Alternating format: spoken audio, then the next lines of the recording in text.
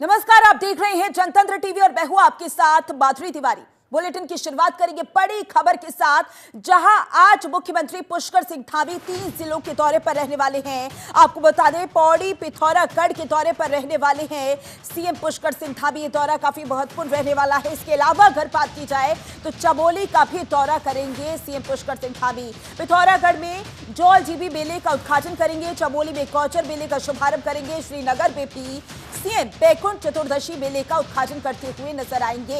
ये बड़ी जानकारी आप तक पहुंचा रहे हैं, जहां आपको बता दें सीएम पुष्कर सिंह धामी 3 जिलों के दौरे पर रहने वाले हैं और ये दौरा महत्वपूर्ण रहने वाला है। ऐसे में मेले का उद्घाटन करते हुए नजर आएंगे। चमोली में गौचर मेले का शुभारंभ करेंगे, जिसको लेकर तैयारियां पूरी हो चुकी हैं। उनके दौरे को लेकर तैयारियां पूरी हो चुकी हैं। इस दौरान सुरक्षा के कड़े इंतजाम किए गए हैं। ऐसे में माना जा रहा है कि इस दौरान उनके तमाम कार्यक्रम है जिनके शिरकत करते हुए सीएम पुष्कर सिंह धामी नजर आएंगे। तो चमोली में गौचर मेले का शुभारंभ करेंगे सीएम पुष्कर सिंह धामी। पिथौरागढ़ में भी उनके कार्यक्रम तय किए गए हैं। इसके अलावा बात की जाए पौड़ी की, तो पौड़ी में भी उनके तमाम कार्यक्रम तय किए गए हैं, जहां पर वो शिरकत करते हुए नजर आएंगे। ऐसे में आज 3 जिलों का दौरा, जो कि काफी महत्वपूर्ण रहने वाला है, पौड़ी, पिथौरागढ़ और चमोली के दौरे पर रहेंगे सीएम पुष्कर सिंह धामी। पिथौरागढ़ की बात करें तो वहां पर जौल जीबी मेले का उद्घाटन करेंगे। इसके बाद चमोली में गौचर मेले का शुभारंभ करने वाले हैं, जिसको लेकर तैयारियां पूरी हो चुकी हैं। उनके दौरे को लेकर तैयारियां पूरी हो चुकी हैं। और इसी पर ज्यादा जानकारी के लिए हमारे संवाददाता हरीश खनेड़ा हमारे साथ जुड़ चुके हैं। हरीश, क्योंकि 3 जिलों के दौरे पर रहने वाले हैं सीएम पुष्कर सिंह धामी और जाहिर सी बात है ये दौरा काफी महत्वपूर्ण होगा, लेकिन वो कौन कौन से कार्यक्रम हैं जिनमें शिरकत करते हुए सीएम पुष्कर सिंह धामी नजर आएंगे? माधुरी, आज की अगर बात की जाए तो आज मुख्यमंत्री के 3 जिलों के दौरे हैं। खासतौर पर आज की बात करें तो सबसे पहले पिथौरागढ़ की जौलजीबी जो मेला है उसका आज शुभारंभ होना है। मुख्यमंत्री कुछ ही देर बाद यहाँ पर पहुंचेंगे और उसके बाद मेले का शुभारंभ किया जाएगा। और साथ ही साथ अगर हम 12:45 की बात करें तो जो गौचर में चमोली जिले के जो गौचर है, गौचर में जो सांस्कृतिक और औद्योगिक राजकीय जो औद्योगिक जो मेला होता है उसका भी आज शुभारंभ होना है और वहां पर मुख्यमंत्री पहुंचेंगे। और उसके बाद अगर बात करें तो लगभग शाम 4 बजे के आसपास मुख्यमंत्री जो पौड़ी जिले के श्रीनगर है, श्रीनगर में बैकुंठ चतुर्दशी का जो मेला होता है वहां पर पहुंचेंगे और वहां पर भी इसका शुभारंभ किया जाएगा मेले का।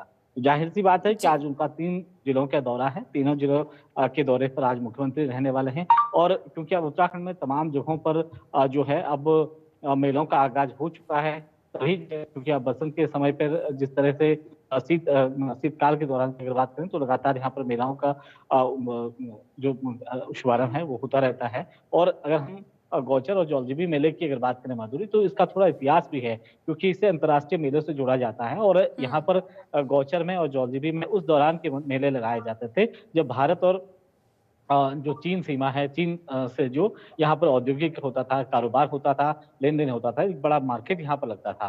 तो आज भी वो प्रथा, वो परंपरा चली आ रही है। और जिससे कि गौचर की अगर बात करें तो गौचर में भी आज मेले का शुभारंभ होना है। गौचर में भी इसी तरह का जो कार्यक्रम होता है वो चीन सीमा, हरीश, कितने चीन और दिनों तक भारत मेले जो का आयोजन होता है और मेले को लेकर क्या कुछ तैयारियां चलती हैं? सुरक्षा के कैसे इंतजाम होते हैं ताकि वहां पर पहुंच रहे लोगों को कोई परेशानी ना हो? देखिए, मेले का जो आयोजन है वो लगभग 10 दिन का ये मेला होता है और पूरे सप्ताह भर ये मेला यहाँ पर चलता है। इसमें सांस्कृतिक कार्यक्रम होते हैं, सरकारी जो योजनाएं हैं सरकार की उसके स्टॉल यहाँ पर लगाए जाते हैं।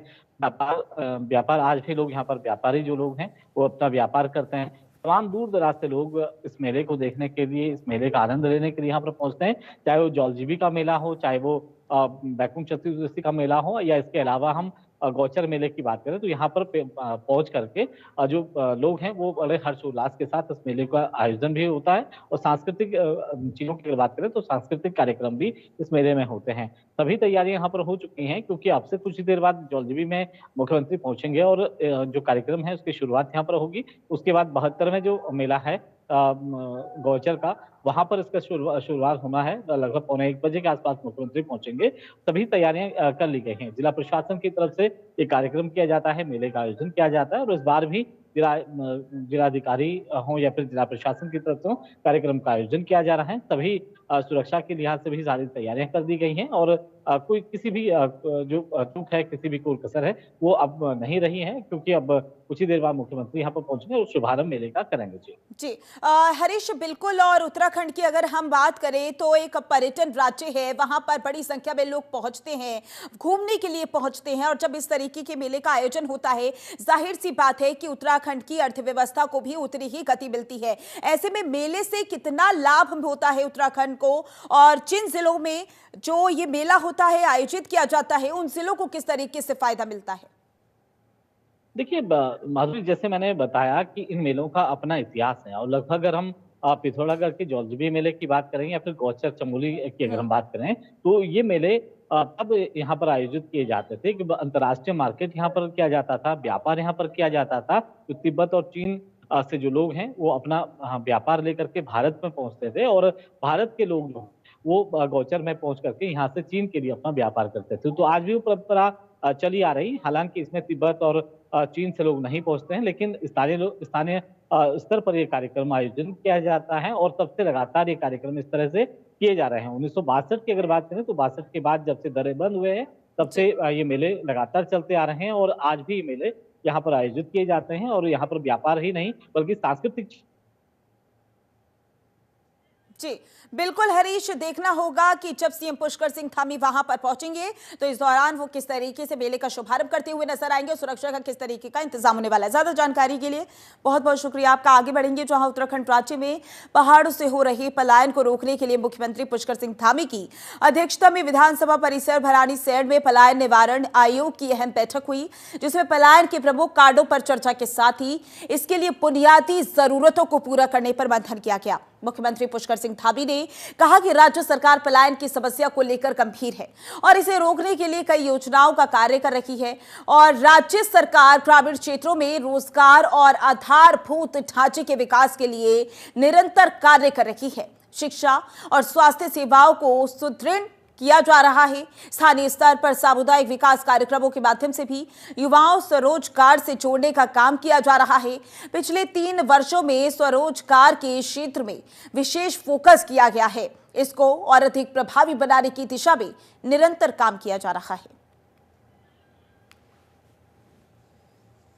हमारा लगातार काम कर रहा है और पिछले 3 सालों के अगर आप आंकड़े देखेंगे तो स्वरोजगार के क्षेत्र में एक बड़ा काम हुआ है और स्वरोजगार रोजगार तेजी से बढ़ा है और पलायन रोकने की दृष्टि से भी ये काफ़ी सहयोगी हो रहा है राज्य के अंदर। उसको और प्रभावी बनाया जाए और ठीक प्रकार से जो उनकी रिकमेंडेशन है उस पर काम हो, उसके लिए काम हुआ है। आज हमारे जो लखपति दीदियाँ हैं, स्वयं सहायता समूह हैं, स्थानीय रूप से छोटी छोटी यूनिट के माध्यम से अपने उत्पाद बनाने वाले हैं, पूरे राज्य के अंदर से सभी लोग यहाँ पर आए हैं। उनके भी बहुत सारे सुझाव आए हैं और निश्चित रूप से उनकी जो सक्सेस स्टोरी है वो अन्य लोगों के लिए भी प्रेरणा है। जैसे 1 लाख से अधिक लखपति दीदियाँ अभी तक बन गई हैं। अनेक लोग स्वरोजगार रोजगार करके आज जहाँ स्वयं का उद्यम कर रहे हैं, रोजगार कर रहे हैं, अन्य लोगों को भी रोजगार से जोड़ रहे हैं। उनमें से जो सुझाव आए हैं कि कुछ और चीज़ों का सरलीकरण होना चाहिए, कहाँ पर कोई दिक्कत आ रही है। पलायन निवारण आयोग हमारा।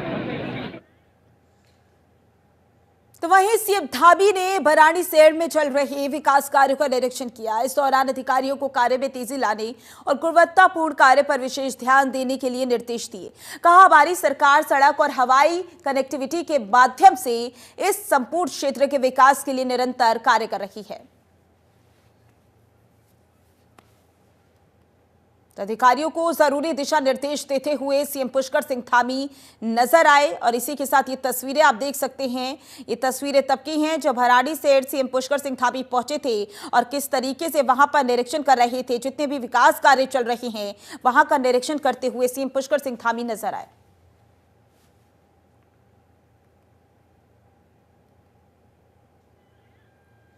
अधिकारियों को जरूरी दिशा निर्देश दिए गए। ये तस्वीरें आपकी टीवी स्क्रीन पर। भराड़ीसैंण में चल रहे विकास कार्यों का निरीक्षण किया सीएम पुष्कर सिंह धामी में दरअसल न केवल भराड़ीसैंण बल्कि जितने भी जिले हैं वहां पर जितने भी विकास कार्य चल रहे हैं वहां पर सीएम पुष्कर सिंह धामी पहुंचते हैं और निरीक्षण करते हुए नजर आते हैं। और इसी वजह से जो भराड़ीसैंण में वहां पहुंचे और वहां पर अधिकारियों को जरूरी दिशा निर्देश दिए। लेकिन खास बात यह रही कि आप तस्वीरों के माध्यम से देख सकते हैं कि किस तरीके से वहां पर निरीक्षण कर रहे थे सीएम पुष्कर सिंह धामी।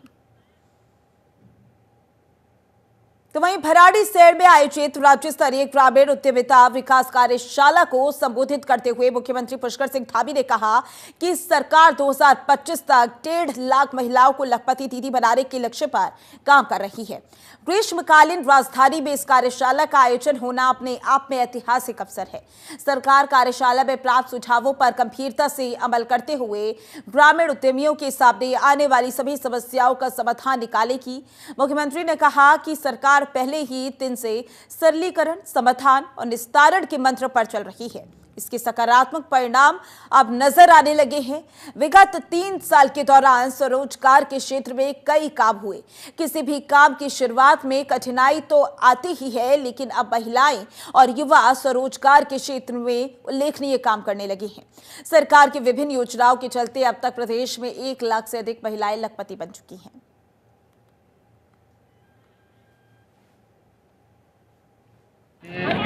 वहाँ अनवरत रूप से 2014 के बाद विकास के काम शुरू हुए हैं। हर एक व्यक्ति जानता है हमारे प्रधानमंत्री जी का बाबा केदार में एक अगाध श्रद्धा है, उनकी आस्था है। और उसके बाद जो नवनिर्माण और पुनर्निर्माण के कार्य केदार धाम में चले हैं, 2000 करोड़ रुपए से भी अधिक की धनराशि से अनेक विकास काम हुए हैं, जिससे भव्य केदार और दिव्य केदार बना है। लोगों ने देखा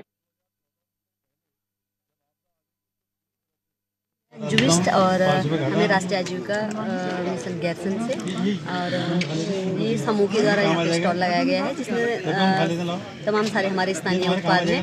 हमारे साथ लगभग 700-800 महिलाएं जुड़ी हुई हैं। और राष्ट्रीय आजीविका मिशन के अलावा हम उत्तराखंड वन संसाधन प्रबंधन परियोजना जायका से भी जुड़े हुए हैं। उसमें भी हमारी एक कोऑपरेटिव है और 720 महिलाओं से हम वहाँ भी जुड़े हुए हैं। और लगभग आजीविका से संबंधित हम यही स्थानीय उत्पाद पे, मिलट्स पे, इसी पे काम कर रहे हैं। और महिलाओं के आजीविका के लिए जैसे हमारे मेले, सरस मेला हो गया, गुर्जर मेला हो गया, किसान मेला हो गया और हमारा विधानसभा सत्र लगा था। स्टॉल के माध्यम से हमने यहाँ पे तमाम सारी चीज़ें।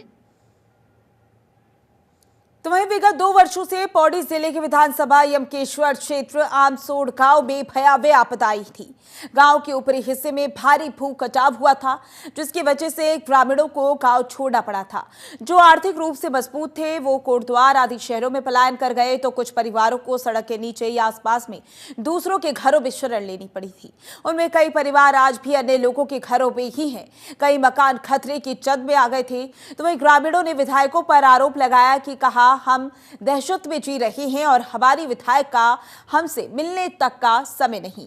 हम खतरे की जद में थे, लेकिन हमारी सुध किसी ने नहीं ली।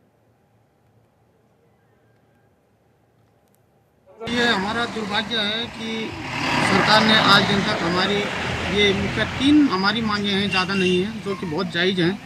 एक तो सभी ने देखा होगा, बरसात में भी देखा, इस साल भी, पिछले साल भी, ऊपर से पहाड़ी से जो भूस्खलन हो रहा है उसकी चपेट में कई मकान आए हैं और आने वाले हैं, उसका ट्रीटमेंट। नंबर 2, इसमें 2 साल से सिंचाई व्यवस्था जो हमारा हेडरम है वो ख़राब पड़ा हुआ है, नहर बंद पड़ी हुई है, 2 साल से फसल बर्बाद हो रखी है। तीसरा, जो ये जल जीवन मिशन का पानी का काम हुआ था वो संतोषजनक नहीं हुआ है। अभी कुछ बरसात की वजह से जो भूस्खलन हुआ था उसमें क्षतिग्रस्त हो गया था और कुछ जो पानी अभी सुचारू रूप से व्यवस्था नहीं हुई है। यही 3 मांगे हैं। ये हमारा यही दुर्भाग्य है कि जो हम ये मेन रोड पे इस गढ़वाल के मुख्य द्वार पे खड़े हैं, बसे हुए हैं और हमारी मांगे ऐसी अनसुनी है, तो अन्य बैकवर्ड इलाकों में क्या हो। सबसे पहले तो ग्राम आमसोड़ में आज धरने का दूसरा दिन है, आप सभी जानते हैं। और इनकी मेन मांग है कि जो पहाड़ी है इनके ग्राम के पीछे, वहाँ से भारी मात्रा में मलबा आया था इस वर्षा काल में। तो इनका यही है कि हमें आगे हमारी फैमिली को कोई भी नुकसान ना हो, जिस कारण पहाड़ी का ट्रीटमेंट किया जाए किसी भी तरह, है ना। तो इसके चक्कर में ही पहले कई बार जो है अधिकारी लोग आए हैं, सर्वे टीम आई है, भूगर्भीय सर्वेक्षण टीम। और दूसरी मांग इनकी ये है कि इनका एक हाइड्रम योजना है, इनकी चलती है हाइड्रम, तो वो इस वर्षा काल में क्षतिग्रस्त हो गई है जो 2024 में। तो ये चाह रहे हैं कि उसको भी मरम्मत की जाए सिंचाई ताकि सुचारू रूप से चल सके। और तीसरी है इनकी जल जीवन मिशन का जो है पानी, उसके संबंध में इनकी शिकायत है। तो जैसा कि मैंने आपको बताया, कल भी इनका धरना चला था, तो मैंने एनटी महोदय जो है हमारे, वो मौके पर आए थे और उनके द्वारा इनकी शिकायतें सुन। तो वहीं हरिद्वार रोड की विकास प्राधिकरण ने अभियान चलाकर एक चिकित्सक सहित 3 अनाधिकृत रूप से किए गए निर्माणों को सील कर दिया। हरदा के संयुक्त सचिव आशीष मिश्रा के निर्देशों पर अपर अभियंता नीरज भट्ट ने अपनी टीम के साथ मिलकर यह कार्रवाई की, जिसके बाद बिल्डरों में हड़कंप मच गया। तो वहीं हरदा के वाइस चांसलर अंशुल सिंह ने अवैध कॉलोनी स्वामियों को चेतावनी दी कि जिले में किसी भी तरह का अवैध निर्माण बर्दाश्त नहीं किया जाएगा।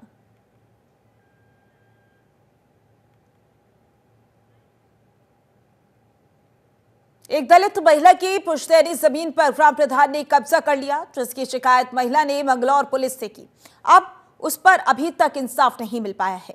महिला का आरोप है कि उसका पति शराब का आदी है, जिसके चलते ग्राम प्रधान ने उसे शराब पिलाकर उसकी पुश्तैनी जमीन मात्र 70,000 रुपए देकर अपने नाम करा ली। महिला का यह भी कहना है कि उसकी जमीन पुश्तैनी है, जिसकी नोटरी का कोई औचित्य नहीं है। इसकी शिकायत उसने जॉइंट मजिस्ट्रेट से भी की। उन्होंने ये मामला पुलिस को सौंपा। महिला ने यह भी कहा कि या तो उसकी जमीन की कीमत के अनुसार उसे 70,000 रुपए से अलग 1 लाख रुपए और दिए जाएं, तो वह ग्राम प्रधान को 70,000 रुपए वापस कर देगी और ग्राम प्रधान उसकी जमीन वापस करा दे। हमारे गांव में थोड़ी जमीन थी हमारे पास, उस पर जबरदस्ती गांव के प्रधान के पति ने कब्जा कर लिया जी। और दिवाली को उन्होंने देख कर मौका के 3 दिन कचहरी भी बंधा। उन्होंने जबरदस्ती हमारे थान फाड़ कर हमारे बाहर फेंक दिए जी। और हम यहाँ थाने में आए तो इन्होंने भी हमारी सुनवाई नहीं करी जी। ये पक्षपाती होकर सिर्फ प्रधान की बातों पर गौर कर रहे हैं जी। हमें कह रहे हैं कि तुम्हारा मालिक है, तुम्हारे मालिक ने पैसे वैसे लिए होंगे जी। मेरा आदमी दारू पीने वाला, वो भी मेरी सर मेरे पति ने, मैंने इनसे कोई पैसा नहीं लिया। प्रधान ने गांव वालों को पैसे देकर 2-4 गवाह अपनी साथ कर लिए। वो खाने पीने वाले आदमी सर, एक बोतल में बिक जाए जी। मैं चाहती हूँ जी मेरी जगह मुझे वापसी मिल जाए। प्रधान ने जो मेरे थानों को तोड़ फोड़ करी, दबंगी दिखाई, वहाँ उसका उससे सजा मिले जी। मैंने कोई जमीन नहीं अपना हड़पी, और मैंने जो ली है जमीन वह मोल ली है उसके पास से। जमीन 70,000 रुपए में ली है मैंने, एक हिस्से के आसपास जमीन है वो। और जी वो महिला क्या कह रही है कि 1 लाख रुपए और दो मुझे, जब जाके मैं जमीन बेचूंगी। यानी कि 9 महीने पहले उसने मेरे से पैसे ले लिए थे और 9 ही महीने पहले उसने नोटरी कर दी थी। उसके बाद वो अब जाके 9 महीने बाद ही कह रही है कि मतलब कि मुझे जी पैसे तो 1.5 लाख। तो वहीं हरिद्वार के बहादुरपुर जट में आबादी में हाथी खूबते दिखाई दिए। हाथियों का एक वीडियो वायरल हो रहा है, जिसमें हाथी खुलेआम आबादी क्षेत्र में घूमते दिखाई दे रही हैं। जंगली जानवरों की लगातार दस्तक से स्थानीय लोगों में दहशत का माहौल है। कई बार शिकायत के बावजूद वन विभाग उन्हें रोकने में नाकाम साबित हो रहा है, जिससे लोग अब अपनी सुरक्षा को लेकर चिंतित हैं। वन विभाग ने निवासियों से सतर्क रहने की अपील भी की है।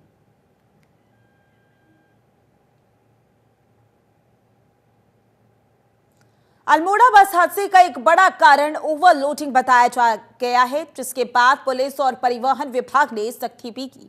इसी क्रम में हरिद्वार में भी पुलिस ने चेकिंग के दौरान ओवरलोडिंग बस को पकड़ा है। 51 सीटर बस में 85 लोगों को ठूस कर भरा गया था। पुलिस ने बस को सीज कर दिया है। अल्मोड़ा बस हादसे के बाद पुलिस और परिवहन विभाग सख्त हो गया है।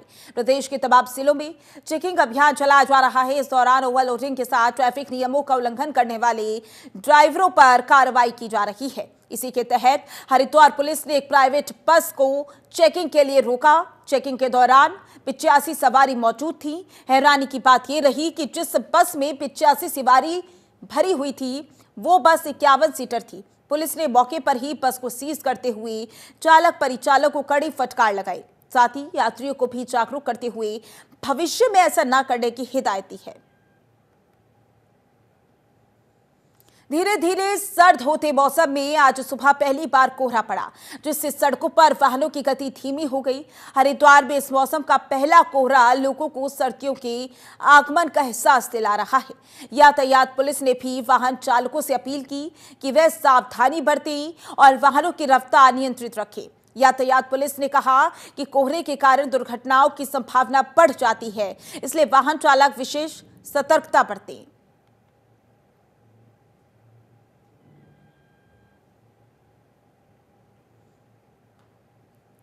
देहरादून में जिलाधिकारी सविन बंसल के नेतृत्व में गठित 5 टीमों द्वारा शहर में स्थापित पब एवं बार पर निर्धारित समय के बाद भी संचालन पर छापामारी अभियान चलाया जा रहा है।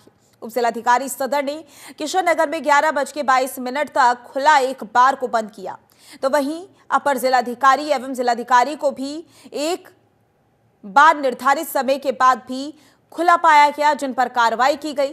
दरअसल निर्धारित समय के बाद शहर के पब और बार में शराब परोसे जाने की शिकायत पर जिलाधिकारी सविन बंसल के निर्देश पर शहर में एक साथ कई जगह छापेमारी की गई। जिलाधिकारी, अब जिलाधिकारी प्रशासन, सिटी मजिस्ट्रेट, उप जिलाधिकारी प्रकाश विकास नगर सदर ने एक साथ कई शहरों के कई बियर बार एवं पब पर निर्धारित समय अवधि के बाद शराब परोसे जाने पर कड़ी कार्रवाई की है।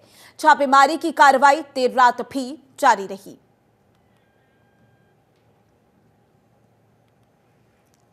हरिद्वार जिले में पुलिस कप्तान प्रवेंद्र सिंह डोभाल के सख्त नेतृत्व में पुलिस ने एक बार फिर अंतर्राज्यीय वाहन चोर गिरोह पर कड़ी कार्रवाई की। इस अभियान में पुलिस ने 2 शातिर चोर पकड़े हैं, जिनके कब्जे से चोरी की 12 मोटरसाइकिलें बरामद की गई हैं। जब मोटरसाइकिल के इंजन और चेसिस नंबर की जांच की गई तो खुलासा हुआ कि ये वाहन थाना कलियर में चोरी के मामले दर्ज है। गंग नहर में कल वाहन चेकिंग के दौरान 2 संदिग्ध व्यक्तियों को एक वाहन पर पुलिस के द्वारा पूछताछ के लिए रोका गया था। जब इनसे पूछताछ की गई, इनके द्वारा जो हमारे आंसर थे वो ढंग से नहीं दिए जा रहे थे, तो पुलिस के द्वारा इनको हिरासत में लेके इनसे आगे की कार्रवाई जब इसमें प्रारंभ की गई तो इनके द्वारा वाहन चोरी में सम्मिलित होना और वाहन चोरी किए गए वाहनों की बरामदगी इनके द्वारा कराई गई, जिसमें अभी तक पुलिस ने 11 वाहन अभी तक बरामद किए हैं, जिसमें हमारे जनपद हरिद्वार के 2 वाहन यहाँ पर हैं, जिसमें एक नगर क्षेत्र का और एक कलियर क्षेत्र का है। बाकी अन्य वाहनों की भी और हम पहचान कर रहे हैं। इसी क्रम में इसमें अन्य जो लोग इनके साथ जुड़े थे या वाहनों की खरीद फरोख्त में इनके साथ शामिल थे, उनके भी हम। तो ये देहरादून के ओएनजीसी चौक के पास भीषण सड़क हादसा हो गया। मिली जानकारी के मुताबिक एक इनोवा और कंटेनर की भीषण टक्कर हो गई। हादसे में 6 लोगों की मौके पर मौत हो गई, जबकि एक घायल व्यक्ति को अस्पताल में भर्ती कराया गया।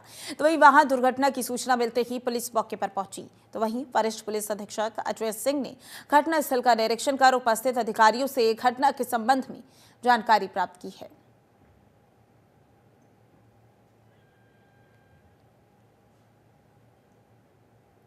फिलहाल के लिए इस बुलेटिन में बस इतना ही। बने रहिए जनतंत्र टीवी के साथ। नमस्कार।